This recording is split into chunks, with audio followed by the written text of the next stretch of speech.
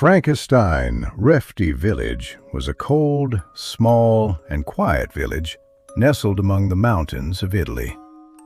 It was nighttime. The sky was covered with dense clouds, and along with the gusts of wind, the faint echo of the church bell could be heard. Vittorio, a 14-year-old thin and frail boy, was returning home holding a small pouch in his hand. He had bought bread and some cheese from a village shopkeeper. The road was completely deserted. Suddenly, he heard the sound of someone walking behind him. As soon as he heard it, his steps stopped. He felt as if someone was standing right behind him, breathing heavily. Maybe a tall and broad man. Vittorio turned around, but there was no one there. But then suddenly lightning flashed across the sky, and in that flash of lightning, he saw a man standing on that deserted road. A monster made of different rotting body parts, with wires coming out from different places, and filled with the stench of decaying flesh, was standing there laughing. In its hand, it was holding the half-rotted body of an animal from which copper wires were protruding. Seeing this, Vittorio's throat went dry. He didn't think of anything. He just ran away from there. But after running a short distance, he felt as if the monster was chasing him. Vittorio kept running faster and faster, and when he reached near the church and turned back, the monster had disappeared into the darkness on the side of the road. Vittorio ran and reached his Uncle Aaron's house, where he had been staying for a few days. Actually, 2 months earlier, his parents had died. People brushed off their deaths as an accident, but Vittorio knew that the same monster had killed them. When their bodies were found, there were copper wires with them, acid marks, and burn marks from electricity. Since then, Vittorio had become silent. His uncle, who was an old surgeon, often said that Vittorio's parents were doing some experiments that went against the natural laws of the world. Vittorio was extremely afraid of that monster. One night, Vittorio was sleeping in his room when suddenly he started feeling very cold. A strong gust of wind entered his room. When Vittorio looked, he saw that his window was open. This was strange because he always slept with the window closed. As he got up to close the window, he saw the shadow of a tall, broad man. Suddenly, heavy rain started and lightning began to roar. In that lightning, the horrifying monster appeared before him again. This time, it was holding the severed heads of Vittorio's parents in its hands. Seeing this, Vittorio screamed and ran to his Uncle Aaron.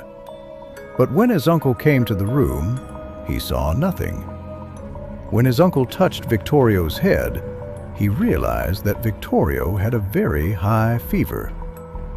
Uncle Aaron gave him medicine and put him to sleep. But the next morning, when Vittorio woke up, he saw small animal corpses lying outside his room. Their different body parts were joined together, and there were marks of electric shocks all over their bodies. Thin copper wires were scattered around them, as if someone was trying to build something by joining them. Vittorio tried to show this to his uncle, but when they went together once again, nothing was there. Among the villagers, it started spreading that Vittorio had completely gone mad. Because whenever Vittorio was alone at home, sounds of crying and screaming would come. Not only that, Vittorio kept talking only about that monster. Many times, he was seen roaming around holding dead animals in his hands, begging for help to save his life. In those days, many doctors and scientists believed that after death, a human dead body could be brought back to life by giving electric shocks. Because of this belief, many experiments were conducted. Inspired by this, a writer named Mary Shelley wrote a book called Frankenstein, in which a scientist named Victor Frankenstein creates a terrifying monster. Victorio's parents were also scientists, and doctors believed that Victorio was linking his parents' deaths to the Frankenstein monster story and thinking it to be real. People started making fun of Victorio. It got so bad that Victorio stopped going outside the house completely. No school, no playground, no visiting anyone's home. He just started hiding inside his uncle's house. But Uncle Aaron believed him. Finally, one night, Uncle Aaron sat Victorio beside him and told him the entire truth. He told him that his parents were indeed experimenting on bringing a dead body back to life, and the experiment went wrong. The body they were experimenting on was made by joining body parts of different people. One of the people whose head was used had a very horrific death. He had burned to death in one of Victorio's parents' experiments. Only his face survived. After his death, Victorio's mother started seeing his spirit all over the house. That horrifying soul took possession of the dead body that Victorio's parents had created for their final experiment. To take revenge, that soul used that terrifying body to kill Victorio's parents. Uncle Aaron was still explaining all this when, suddenly, all the lights in the house started flickering. There were loud knocking sounds on all the doors and windows, and suddenly, they opened on their own. All the lights went off at once. The entire house was engulfed in darkness. A very strong, cold gust of wind entered the house, along with a strange smell. The smell of rotting flesh. Victorio was extremely scared. Uncle Aaron tried to comfort him, but deep inside, he was also terrified. Somehow, in the darkness, Uncle Aaron found a candle and lit it. But in the candle's light, Victorio saw something extremely horrifying. Behind Uncle Aaron, there was a huge shadow of that tall, broad monster. As soon as Uncle Aaron turned back, the candle went out. He lit the candle again, but this time his body shivered in fear, because now, for the first time, he was seeing that horrifying monster clearly.